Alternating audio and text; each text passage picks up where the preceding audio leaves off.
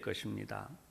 시편, 그러면 우리가 아는 대로 굉장히 아름다운 언어들이 담겨진, 그래서 읽기만 해도 은혜가 되는 그런 문학적인 내용까지도 포함되어진 그런 깊이가 있는 내용들이에요.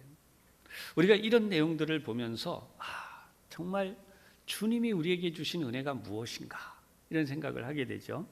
그래서 시편 전체를 통틀어서 성경을 보면 새 노래라는 표현을 써요. 새 노래. 이 새 노래는 새 노래로 찬양하라 이렇게 시작하는 시편은 시편 150편 가운데 꼭 세 곳에 나와요. 하나는 96편, 하나는 98편, 하나는 149편. 그 중에 우리가 지금 보고 있는 시편 96편이 이 세 개의 시편 중에 가장 먼저 있기 때문에 우리가 그렇게 시작을 하는 것이죠. 새 노래의 가장 아름다운 것은 뭐냐? 여러분, 새 노래의 가장 아름다운 것은 바로 하나님의 영광을 드러내는 것이죠. 저와 여러분이 하나님이 어떻게 이 우주 만물을 창조하셨는가? 저와 여러분이 살고 있는 이 세상에는 하나님의 통치하심이 나타나요. 저를 다스리실 뿐 아니라 여러분을 다스리실 뿐만 아니라 여러분의 가족, 여러분의 자녀들을 다 다스리고 계세요. 이 우주 만물을 함께 다스리는 분이 이것을 가르쳐서 통치하신다라고 하는 것입니다. 여러분, 하나님의 통치하심은 부족하거나 모자람이 없고요. 그리고 우리가 알고 있는 대로 어둠의 세력이 틈탈 수가 없어요. 오늘도 하나님의 전적인 보호하심과 하나님의 역사하심이 나타나는 것이 바로 이 하나님의 통치하심, 이 우주적 통치를 나타낸다. 그래서 이것을 신학적으로는 신정시다라는 이야기를 합니다. 그래서 우리가 하나님의 다스리심. 그런데 여기 이 시편에 또 하나 나와 있는 숨겨진 내용이 있는데 그것이 뭐냐 하면 메시아 왕국의 도래라고 하는 것입니다. 하나님의 나라가 이 땅에 온다라고 하는 것을 보여주는 내용. 그래서 메시아 왕국이 올 것이라는 예언에 대한 내용이다. 그래서 메시아 왕국의 예언시다라고 이야기합니다. 칼빈을 비롯해서 많은 신학자들이 이렇게 주석을 해 놓고 있습니다. 그런데 이 두 가지 아주 중요한 주제가 여기에 들어있는 이 내용을 다시 한번 정리를 해보면 하나님의 통치하심, 그리고 메시아께서 오셔서 이 세상을 완전히 회복시키심으로 하나님의 통치가 성취되게 하신, 이 부분이 정확하게 만나는 부분이 뭐냐 하면 구원이라고 하는 주제예요.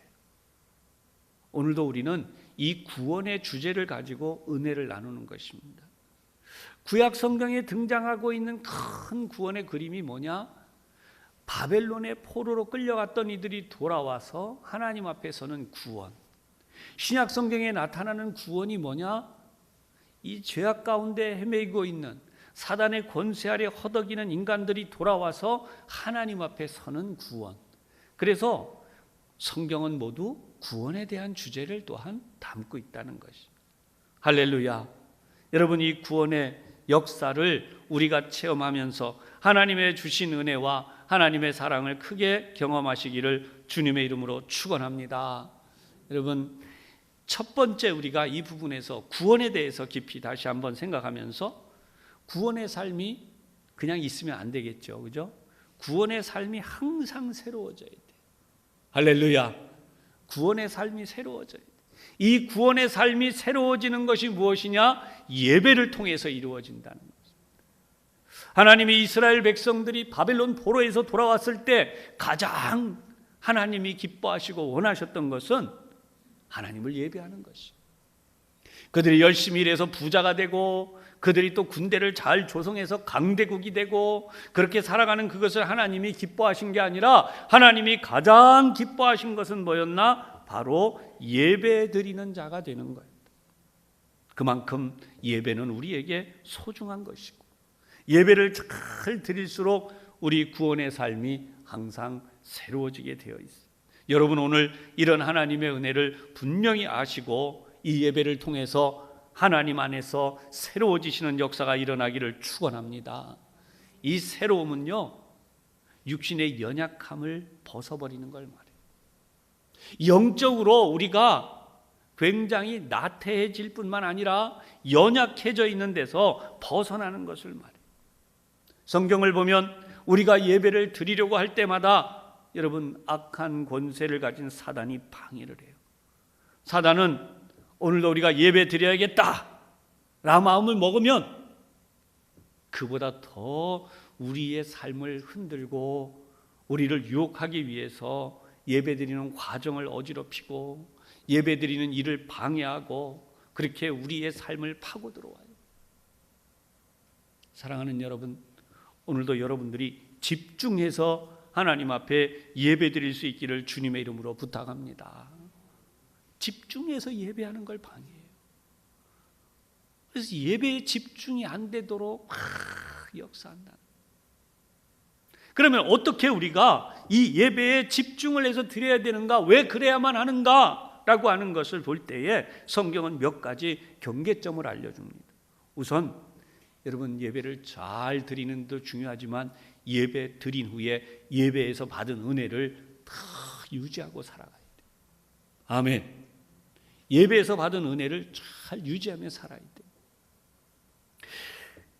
성경은 예배 드리는 후에 죄를 짓는 것을 기록해 놨습니다. 처참한 죄를 지었는데 그게 뭐냐? 여러분, 가인과 아벨이 하나님께 제물을 드립니다. 인류 최초의 예배가 결국 그 예배 후에 인류 최초의 살인이 일어나는 일이 돼요. 예배를 하나님 앞에 드렸다면 은혜가 충만하고 하나님의 주시는 평화가 충만하고 그래서 예배 후의 삶이 더 좋아져야 되는데 가인은 목적이 달랐어요. 아벨은 하나님 앞에 드리는 예배에 온 정성이 들어가 있는 반면에 가인은 자기의 우월함이 있었어요. 동생보다 내가 더 근데 왜 내가 동생보다 못하냐? 동생은 하나님이 예배를 받으셨는데 왜 예배를 안 받으시나? 그러다 고민에 빠진 것이 뭔가? 이 동생이 없으면 하나님은 내 거를 받지 않겠다. 그 분노가 쌓이다 보니까 동생을 결국은 죽이는 무서운 죄를 짓고 말아요. 여러분, 이것이 예배를 잘 드릴 뿐만 아니라 예배를 드린 후에 우리가 살아가야 되는 삶에 대한 경계인 것이죠. 뿐만 아니라 성경을 보면 아론의 두 아들 나답과 아비후라고 하는 이 아들들이 하나님이 명령하시지 않은 불로 하나님을 섬긴다고 하다가 그만 그들이 그 불에 타서 죽고 맙니다. 그런 의미에서 오늘 우리가 예배를 드릴 때에 오늘 성경은 명백하게 우리에게 알려주시는 말씀이 있어요. 그게 뭐냐? 하나님 앞에서 우리가 떨며 경배하라고 9절 후반에 말해요. 온 땅이여 그 앞에서 떨지어다. 왜 그럴까요? 여러분, 인간의 교만함으로, 인간의 이기심으로 자기의 욕심을 채우는 게 예배가 아니기 때문이에요.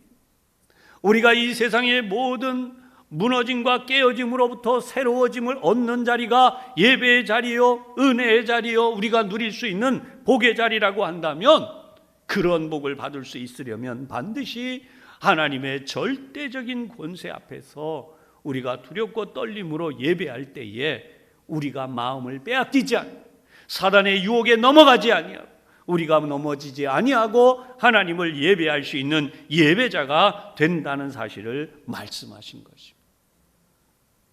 여러분, 우리가 어떻게 하나님 앞에 하나님이 기뻐하시는 예배를 드릴 수 있는가? 오늘 성경 1절의 말씀입니다.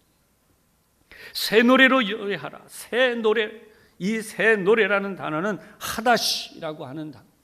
여러분, 하다시라고 하는 이 단어는 새 것이 되다라는 뜻도 있고요. 그리고 고쳐내다, 수리하다 이런 뜻도 있어요. 다른 말로 이야기하면 우리가 예수님을 믿을 때에 그냥 믿는 것이 아니잖아요. 우리는 예수님으로 인하여 영원히 멸망받을 수밖에 없는 우리, 죄악 속에 던져진 우리, 사단의 권세 아래 붙잡힌 우리, 바로 그런 우리가 어떻게 되는 거예요? 새로워지는 거예요. 하나님의 능력으로 구원함을 받았고 예수님의 십자가 보혈로 구원함을 받아서 우리가 새로운 존재가 되었다는, 그래서 이 새롭게 되었다, 새 노래라고 하는 것은 날마다 새로운 찬양을 만들어서 하는 것도 있겠지만, 그것보다 더 중요한 것은 예배드리는 자, 찬양하는 자가 우리의 몸과 마음이 새로워져서 하나님 앞에 서는 것을 말하는 것입니다. 오늘 예배에 참여한 여러분들이 그런 예배자가 되시기를 주님의 이름으로 축원합니다. 우리가 이렇게 예배할 때에 경계해야 되는 부분이 있어요. 앞에도 말씀드렸지만 비교, 평가, 나 중심, 그것도 있지만 여러분, 예배를 드리다 보면 매너리즘이라는 말이 있잖아요. 털 드리는 예배. 같은 행동을 10번만 해도 사람은요, 그렇게 매너리즘에 빠지기 시작해요. 여러분, 살다 보면 우리가 예배를 10번만 드리겠습니까? 100번도 드리고 200번도 드리고 1000번도 드릴 수 있어요. 그러다 보면 예배가 익숙한 그냥 하나의 절차로 지나가요. 그러다 보면 우리는 입술만 움직이기도 하고 우리는 행동만 하기도 하고 하나님의 임재하심과 그 하나님의 역사하심, 나를 새롭게 하심에 대한 간절함들이 사라져가는 예배가 되기 시작합니다. 여러분, 그것이 구약 성경에 등장하고 있는 이스라엘 민족이 절기마다 나와서 예배하는 절기 예배자들이 1년에 3번 정도 절기를 지키는 그 일을 중시 여기죠. 우리들 중에도 절기를 중시 여기지만, 그러나 이 절기를 우리가 하나님께 더 나아가는 기회로 삼을지언정 절기에만 집중해서는 안 된다. 절기에만 나오는 분들이 혹 계세요. 지금도요. 그런데 여러분 아셔야 돼요. 성경은 명백히 뭐라 그러냐?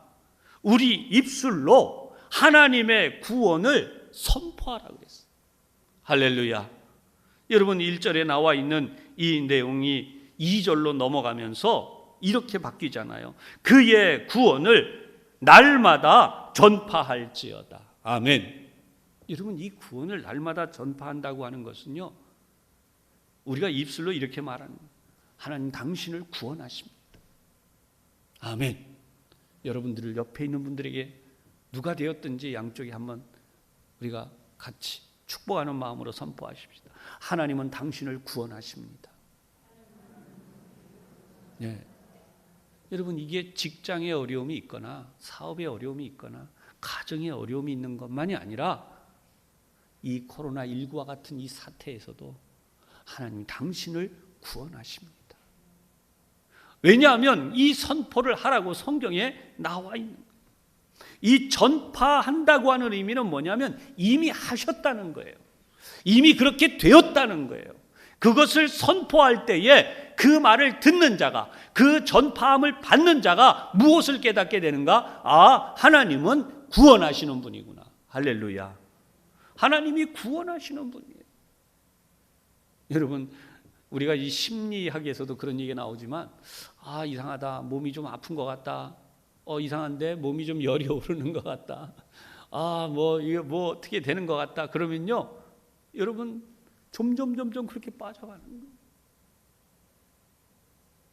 아프지 않은 사람, 전혀 의술적으로도 전혀 그 사람에게 문제가 안 생긴 그런 상황에 대한 설교의 예화들이 있어서 말씀드린 적이 있어요. 어떤 사람의 이야기가 큰 냉장고에 갇힌 사람 이야기가 있잖아요. 어떤 사람이 물건을 하역했는데 그만 실수로 냉장고에 턱턱 갇혔어요. 큰 냉장고에. 근데 이 사람이 나중에 열어보니까 그 안에서 얼어 죽었어요. 얼어 죽은 이유가 뭔가? 실제로 그 냉장고는 작동되지 않았어요. 영하의 그 낮은 온도로 냉동으로 내려가질 않았어요. 냉장 상태도 아니에요. 그냥 상온 상태였다는 거예요. 근데 그 안에 들어있는 사람이 죽었어요. 왜 죽었나? 이제 난 냉장고에 갇혔구나. 나는 죽어가는구나. 결국 자기 의지가 죽음으로써 그 안에서 그냥 죽고 만 것이. 여러분, 많은 사람들이 영하의 날씨 속에도 살아가잖아요. 근데 왜 그 안에서 영상의 기온에서 왜 죽습니까? 산소도 충분하고 온도도 충분하고. 여러분, 그것은 바로 우리 마음이, 우리의 생각이 무너지면 우리가 무너지게 된다는 거예요. 그래서 성경은 뭐라고 말씀해요? 날마다 선포하라는 거예요. 날마다 전파하라는 거예요. 하나님의 말씀, 하나님의 구원을 우리 입술로 그렇게 하라는 거예요. 할렐루야. 여러분, 거기에 하나님의 구원의 역사가 일어나요. 두 번째로, 구원하신 하나님의 이름에 합당한 영광을 드리면서 예배하라. 여러분, 합당한 영광이라는 것에 우리는 굉장히 주안점을 둬야 돼요. 7절과 8절에 보면 만국의 족속들아 그랬어요. 영광과 권능을 여호와께 돌리는데 어떻게 하느냐? 여호와께 합당하게 하나님 앞에 영광을 드리라는 것이. 여러분, 이 하나님께 돌리는 영광이라고 하는 것은 그냥 되어지는 것이. 예물을 들고 하나님 앞에 들어가라, 이렇게까지도 말씀해요. 우리가 하나님 앞에 나아갈 때 하나님은 우리가 어떻게 살기를 원하시는가라고 하는 것입니다. 여러분, 우리가 잘 알지만 하나님의 뜻대로 살기를 다 원해요. 그러지 않은 사람이 아무도 없어요. 그렇잖아요? 신앙생활 하는 분들은 다 하나님의 뜻대로 살기를 원해요. 그런데 이상한 일이 하나 생겨나요. 나도 하나님의 뜻대로 살기를 원하지만 어떤 일이 일어나는가? 하나님의 임재하심에 대하여서 자꾸만 무디어지는 거예요. 하나님의 임재하심, 이 부분을 잠깐 설명하겠습니다. 여러분, 우리가 하나님의 임재하심을 이야기할 때 하나님의 임재는 특별한 것으로 오해하는 경우가 있어요. 갑자기 하나님의 임재하심이 있으면 여기가 연기가 막 생기고, 또는 갑자기 하나님의 임재하심이 있으면 누군가 막 이상한 현상이 일어나고. 여러분, 그것만이 아니에요. 진짜 하나님의 임재하심은 이미 이 세상에 이루어졌다는 것입니다. 어떻게 해요? 하나님의 아들 독생자 예수님이 이 땅에 오셨었어요. 할렐루야. 하나님의 아들 예수님이 오신 그 상태가 이미 하나님의 임재가 우리 인간 세계에, 오늘도 우리가 드리는 예배에 이미 이루어졌음을 나타내 주신 거예요. 이것을 가르쳐서 성육신이라고 하죠. 하나님의 아들, 그분 하나님이 육신을 입고 이 세상에 들어오셨어요. 성육신. 그리고 그분의 오신 것을 인카네이션, 하나님이 우리 가운데 거하신 임마누엘의 하나님으로 우리 가운데 계시다는 거예요. 근데 이게 어떻게 다른가? 지금 설명합니다. 주님께서 나를 위해 이 땅에 오셨구나. 깨달아지시면 아멘 하시죠. 주님께서 나를 위해 오셨구나. 이게 깨달아져야 돼요. 주님이 그냥 오셨어요. 이 세상에 인간을 구원하러 오셨어요. 그건 나하고 그렇게 큰 상관이 있지 않아요. 뭉뚱그려져 있는 거예요. 좀 더 특화해서 말씀드리면 이렇게 말씀드릴게요. 이 앞에 우리 장로님 계시지만, 우리 권사님도 계시지만, 바로 우리 장로님을 위해 예수님이 오셨어요. 할렐루야. 네. 장로님을 구원하기 위해 예수님이 오셨어요. 우리 권사님을 구원하기 위해 예수님이 오신 거예요. 그래서 이 말은 다른 말로 말하면 나를 구원하기 위해 오셨구나 라고 하는 것입니다. 그렇다면 우리가 이 코로나19 사태에서 가지는 믿음은 뭐야 되느냐? 나를 위해 이 땅에 오신 주님이 나를 내버려 두지 않으시겠구나. 여러분, 코로나뿐 아니에요. 직장에서 일을 하고, 우리가 사업을 하고, 우리가 살아가는 환경 속에서 내가 당하는 고통과 어려움과 사망의 음침한 골짜기들이 있습니다. 그때 하나님이 나를 버려두지 않으시겠구나. 아멘. 그것을 믿는 것이 합당한 믿음.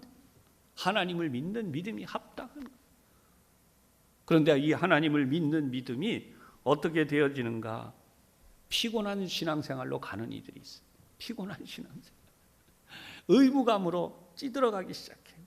왜 그러냐면 내가 이 예배를 안 드리면 문제가 생기지 않을까?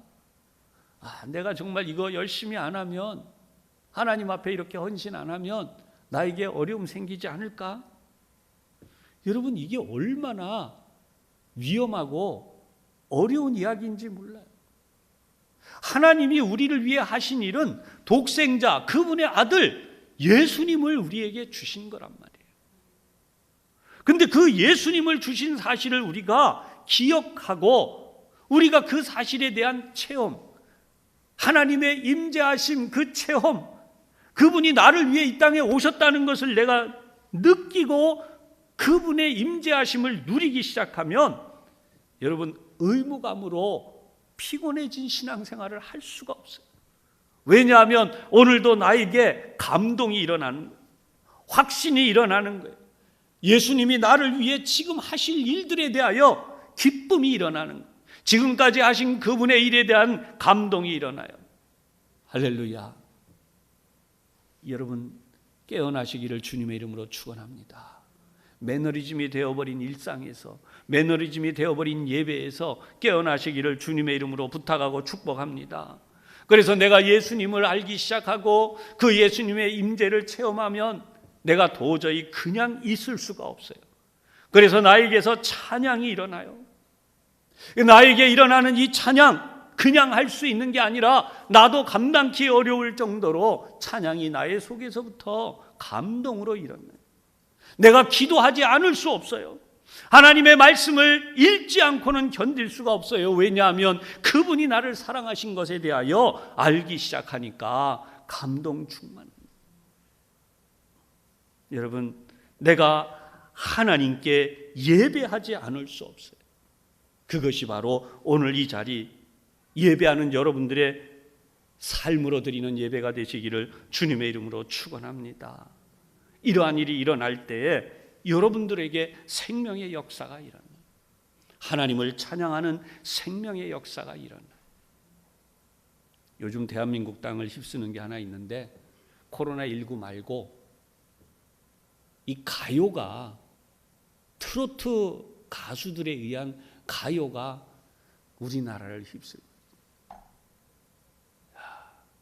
제가 코로나 뉴스 보다가 밤에 새벽 1시에 탁 기도하면서 코로나 하나님 떠나고 멈추게 하여 주시옵소서 하다가 탁 채널을 하나 돌리니까 미스터 트롯이 나와요.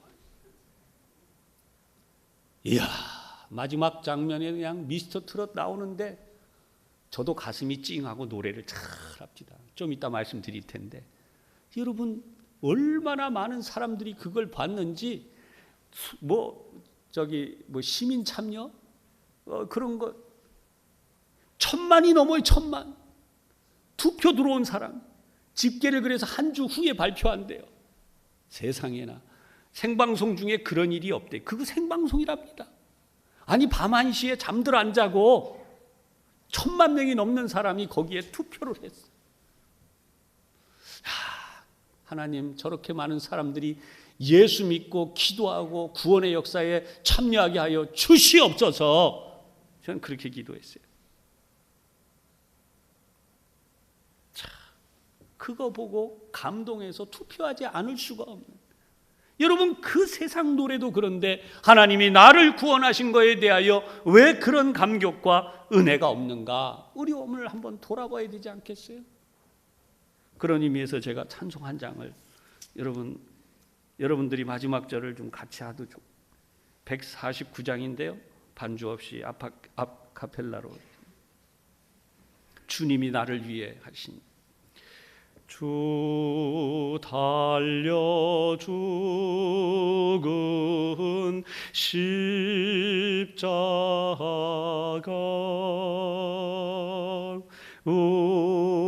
우리가 생각할 때에 세상에 속한 욕심을 헛된 줄 알고 버리네.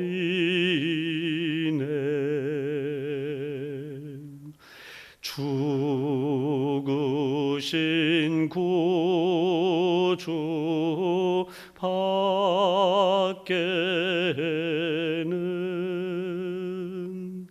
자랑을 말게 하소서.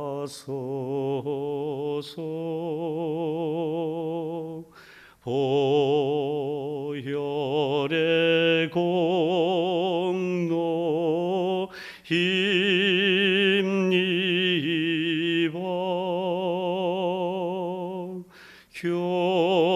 교만한 마음을 버리네. 3절 4절이요. 못 박힌 손발 보니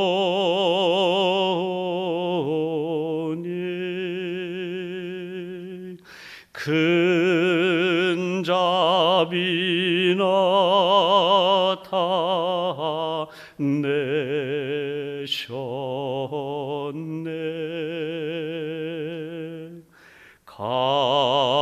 가시로 만든 면류관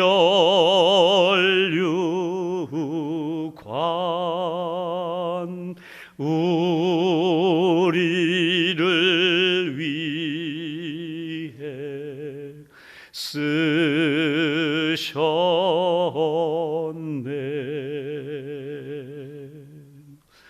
온 세상 만물 가져도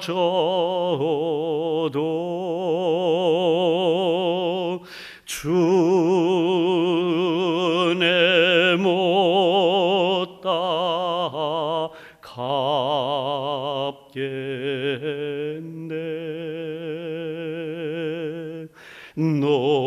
놀라운 사랑받은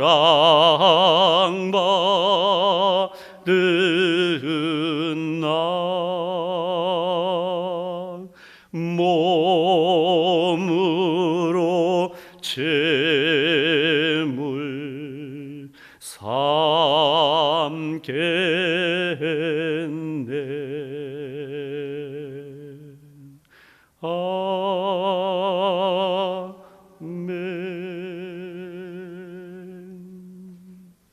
할렐루야. 사랑하는 여러분, 내가 예배하지 않을 수 없는, 그래서 이 예배가 하나님의 생명이 임재하고 하나님의 생명의 역사가 일어나는 예배, 오늘 하나님 안에서 여러분이 이 복을 누리시기를 주님의 이름으로 축원합니다. 세 번째 마지막 부분으로 우리가 하나님의 공평하신 심판을 받아들임. 여러분, 하나님의 공평하신 심판을 받아들이면서 그 하나님의 공평하심을 세상에 전파하는 것이 구원의 길이다. 얼마나 많은 세상 사람들이 하나님의 불공평, 하나님은 공평하지 않다는 거예요. 세상의 이 질병과 가난과 문제들, 세상에 일어난 수많은 불균형들을 보면서 하나님이 계시다면 이럴 수가 없다라고 말하는 것이죠. 그런데 우리는 그 세상에서 하나님의 공평하심, 하나님이 분명히 심판하시는 분이며 하나님의 다스리심이 있다는 사실을 전파해야 되는 거예요. 그래서 2절 후반을 다시 보면 그 구원을 날마다 전파할지어다.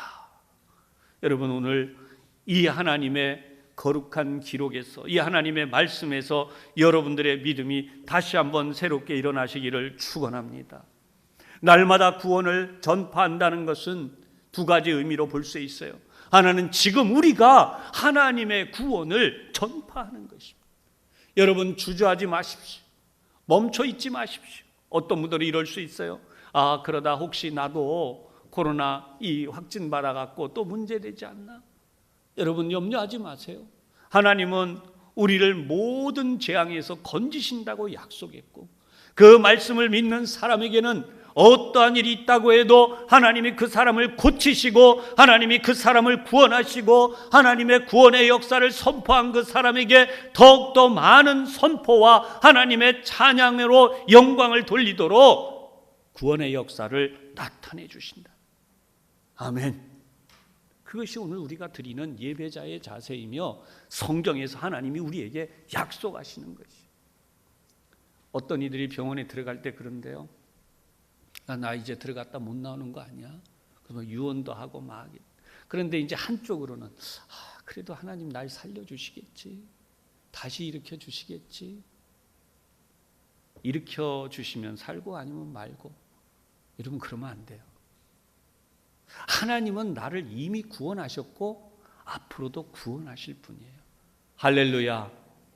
구원의 현장 안에서 우리가 가지는 믿음이 중요해요. 그래서 이것을 우리의 후대들도 그렇게 되게 하라는 거예요. 첫째는 내가 하지만 둘째는 나의 후대가 그러라는 거예요. 제가 지난번에도 한번 말씀드렸지만 우리 자녀들이 중학교 다닐 때까지는 교회 나와서 예배도 잘 드립니다.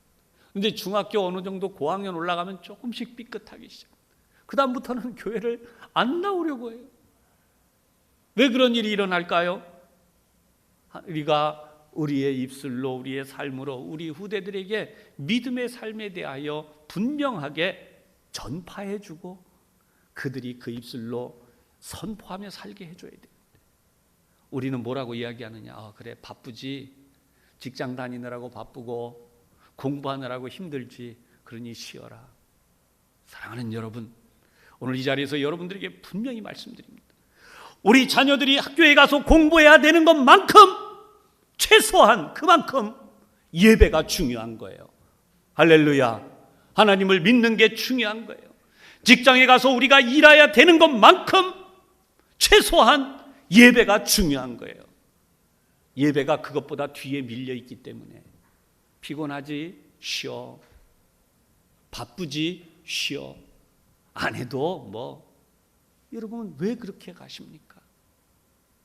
하나님은 죽을 자를 살리시며 병든 자를 고르치시며 무기력한 자를 유능한 자로 만드시며 할렐루야.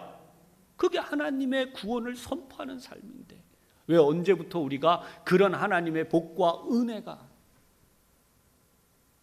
여러분 다시 한번 강조하지만 하나님은 안 되는 것도 되게 하시는 분이에요. 아멘. 다른 사람이 다 실패한 자리에 들어갔어. 내가 들어갔는데 실패한다. 여러분 그러지 마세요. 하나님 그런 분이 아니에요. 하나님은 광야에서 사람들이 도저히 살아갈 수 없는 광야에서 이스라엘 민족을, 그것도 새로운 세대를 40년 동안 살아가도록 지켜주시고 양육하셔서 가나안 땅에 들어가게 하신 분이에요. 할렐루야. 하나님이 그렇게 하시는 분이라. 근데 왜 그런 믿음이, 우리가 가져야 될 믿음이, 우리가 선포해야 될 그런 믿음이 안 되는 걸까요? 4절을 보면요, 이런 말씀이 나와요. 여호와는 위대하시니 지극히 찬양할 것이요 모든 신들보다 경외할 것이다. 여러분 모든 신보다 경외하라, 이 말은요 이방신을 섬기는 사람들보다 우리가 더 경배하라, 이방신을 섬기는 사람들보다 우리가 더 믿음을 가지라, 그 뜻이에요. 아멘. 이방 사람들도 믿음을 가지고 있어요. 근데 우리 믿음이 그 이방 사람들만 못하면 안 되는 거예요. 왜냐하면 5절에 다시 한번 나와요. 만국의 신들은 우상들이지만, 이 우상을 왜 만들까요? 내가 위로를 받기 위해서 만드는 게 우상이에요. 내 마음에 원하는 것을 얻는. 그런데 이 우상을 섬기는 것보다 당연히 더 해야 되잖아요. 그런데 잘 보시면 이 우상들이 뭐다? 만들어진 거라는, 사람이 만들어진 거, 원래 존재하는 게 아니에요. 그래서 성경을 보면 하나님은 존재하신다는 거예요. 스스로 계시는 분이에요. 내가 있다고 한다고 있는 게 아니고 그분은 원래 계시는 분이에요. 제가 이 코로나19 사태로 한번 말씀을 드려볼게요.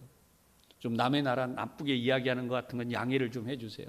유럽에서는 한동안 이 코로나가 동양 이쪽에서 도니까 그건 제가 보면 그들이 그럴 수밖에 없었던 것 같아요. 그래서 우리나라 교포들이나 한국인들 얘기 들어보면 코로나 이런 거 관련된 사람들인 것, 마트도 오지 말아라, 뭐도 하지 마라, 막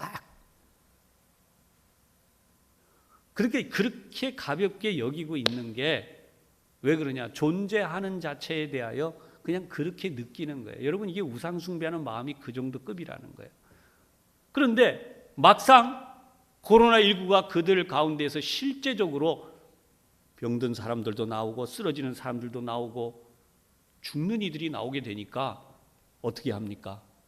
존재한다 안 한다의 문제가 아니라 이거는 이제부터 경계해야 될 무대로 완전히 바뀌었죠. 이걸 반대로 뒤집어서 이야기를 해보십시다. 예수를 믿는다고 하는 것은 하나님이 존재한다 안 한다의 문제가 아니에요. 그분은 나에게 복을 내리시기도 하시고 안 내리기도 하시는 분이에요. 그분은 나를 구원하기도 하시고 버려두기도 하시는 분이에요. 그래서 하나님의 실체에 대하여 우리가 분명해야 되는 것은 하나님이 계신 삶이 돼야 된다는 것입니다. 하나님이 계신 삶, 하나님이 우리 가운데 역사하시는 삶, 의술도 하나님이 역사하시는 사람. 그래서 의술이 사람을 살리고 생명을 살리는 삶으로 나가는 의술을 가진 사람이 돼야 돼요. 돈벌이의 수단으로 전락해버린 의술이 되면 하나님이 없는 거예요. 그냥 단지 돈만 버는 거예요. 여러분 얼마나 위험한 것입니까? 음악도 미술도 과학도 마찬가지입니다. 하나님이 없으면 허무주의로 흘러가는 거예요. 정치도 하나님이 계셔야 되고 경제도 하나님이 계셔야, 법률도 하나님이 계셔야, 그분이 계신 것을 알 때에 사람을 사랑하고 영혼을 사랑하고 하나님의 뜻을 따라서 두렵고 떨림으로 정의를 세우는 것이죠. 안 그러면 나의 정욕과 탐욕을 세웁니다. 만약에 그렇게 하나님의 뜻을 떠나서 산다면 거기는 어둠의 권세, 사망이 역사할 수밖에 없어요. 그러나 우리가 두렵고 떨림으로 하나님을 알므로 하나님을 의지함으로 하나님 뜻대로 가고자 하는, 거기에 바로 생명이 역사하는 줄로 믿으시기를 바랍니다. 세상이 지금 이상해지는 건요, 삶이 무너져도 망해가도 몰라요 라고 하는, 몰라요. 초등학생이 뭘 물어보면 몰라요. 중학생들에게도 몰라요. 고등학생, 대학생들이 물어보면 생각 안 해봤는데요. 여러분 이게 얼마나 위험한 이야기입니까? 몰라요라고 하는 것은요, 지금 현재 이대로만 즐기자 이런 말과 다를 바가 없어요. 오늘도 우리는 이 사실을 생각하면서 환자가 됐다고, 이 세상에 아픈 사람들이, 여러분 얼마나 많은 사람들이 아파해요. 환자에 대한 이야기를 한다면 환자가 자기가 어디가 아픈지를 모른다는 것이 여러분 얼마나 힘든 일이겠어요. 아픈 것보다 더 힘든 것은 내가 어디가 아픈지를 모르는 거예요. 몰라요. 그런데 아픈 게 어디가 아픈지를 아는 거예요. 어떻게 아픈지를 아는 거예요. 유럽에서 사람들이 막 쓰러져 나가니까 왜 죽는지를 모르고 있다가 만약에 그런 일을 만났다 합시다. 얼마나 허망해요. 그러나 내가 지금 왜 죽어가는지, 왜 무너지는지, 왜 아픈지 이걸 안다면 여러분 거기에 대한 처방도 할 수 있잖아요. 우리가 영적으로 하나님을 알고 하나님을 의지하고 믿는 이 삶이 될 때에 세상이 흔들리고 세상이 무너진다고 해도 무너지지 않는 비결이 되는 줄로 믿으시기를 바랍니다. 아무리 세상이 무너지고 세상이 흔들려도 하나님의 다스리심을 믿는 사람은 절대로 무너지지 않는, 그것이 오늘 10절 이하에 나와요. 모든 나라 가운데 이르기를 여호와께서 다스리시니, 하나님이 다스리시기만 하면 세계가 굳게 서고 흔들리지 않으리라. 아멘. 세계가 요동하고 지금 어렵고,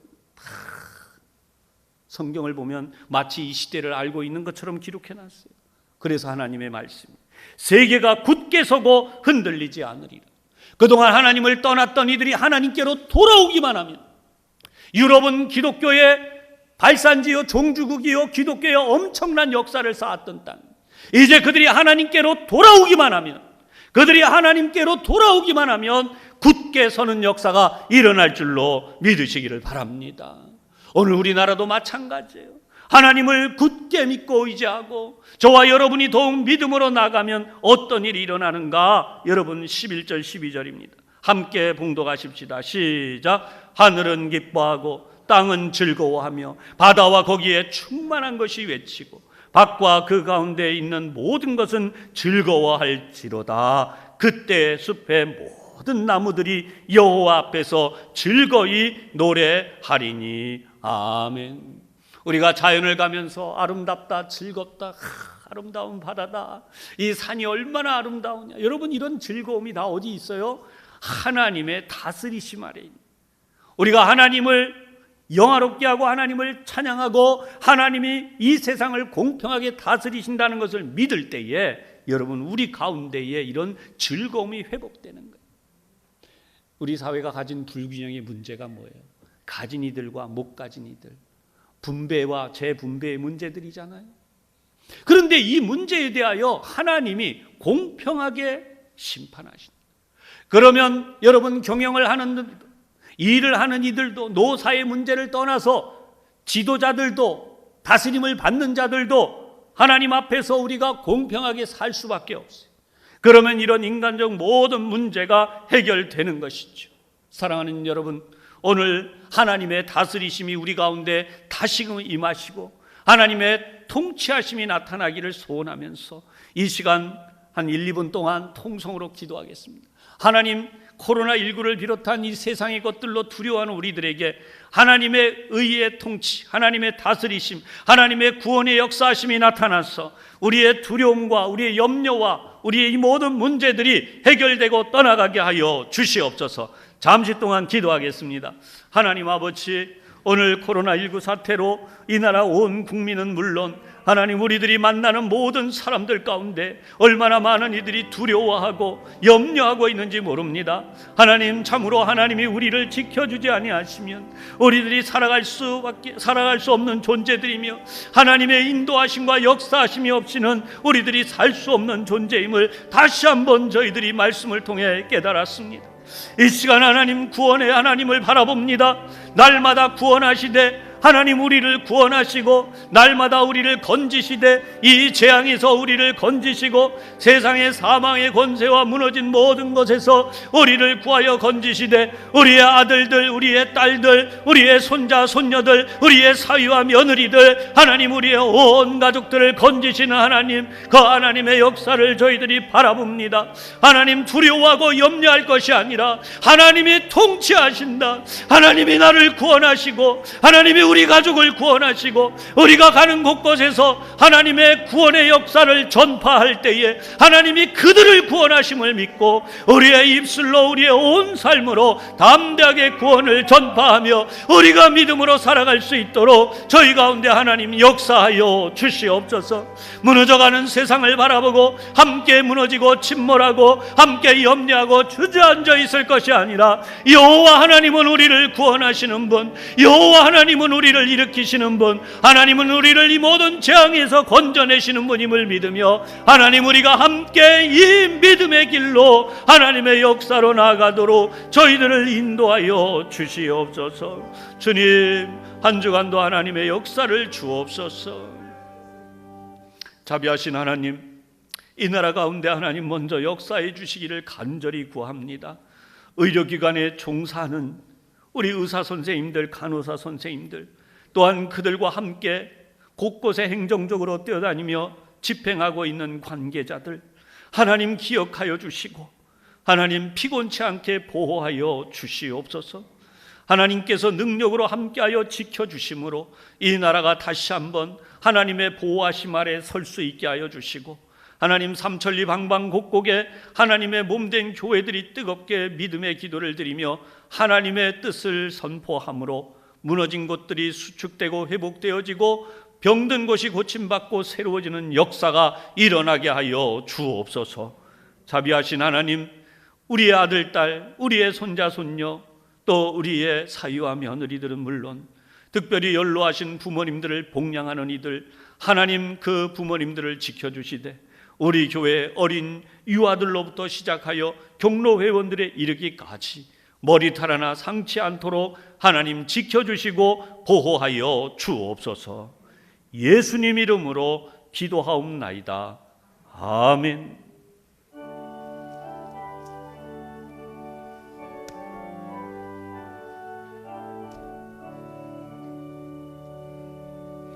내게 있는 모든 것을 아낌없이 드리네.